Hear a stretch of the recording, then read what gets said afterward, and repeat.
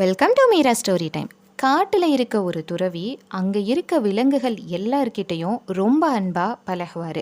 அடிக்கடி அந்த விலங்குகளை சந்தித்து நலம் விசாரிக்கிறது அவருக்கு வழக்கம். அப்படி ஒரு நாள் யானைகளை பார்த்து எப்படி இருக்கீங்கன்னு கேட்குறாரு. யானைகள், இந்த காடு இவ்வளோ பசுமையாக இருக்குதுன்னா அதுக்கு நாங்கள் தான் காரணம்.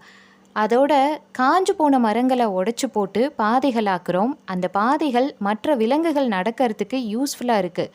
ஆனால் எங்களோட இந்த உழைப்பை யாருமே பாராட்டுறதே இல்லைன்னு யானைகள் சொல்லுது. அடுத்ததாக கையில் பெரிய பெரிய தேனடிகளை சுமந்துட்டு வர்ற கரடிகளை பார்த்து நீங்களாவது சந்தோஷமாக இருக்கீங்களா அப்படின்னு கேட்குறாரு.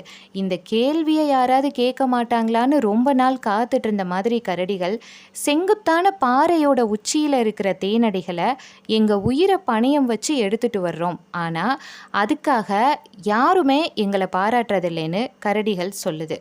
அடுத்ததாக குரங்குகளை பார்த்து எப்படி இருக்கீங்கன்னு கேட்குறாரு. காட்டுக்குள்ளே அந்நியர்கள் வரும் பொழுது நாங்கள் தான் பார்த்து தகவல் சொல்லி எல்லாரையும் அலர்ட்டாக வச்சுக்கிறோம், ஆனால் எங்களுக்கு சேட்டக்காரங்கன்ற பேர் மட்டும் வருதே தவிர பாராட்டு வரதில்லைன்னு குரங்குகள் சொல்லுது. அடுத்ததாக ஒட்டகச்சிவிங்கிகளை கேட்குறாரு.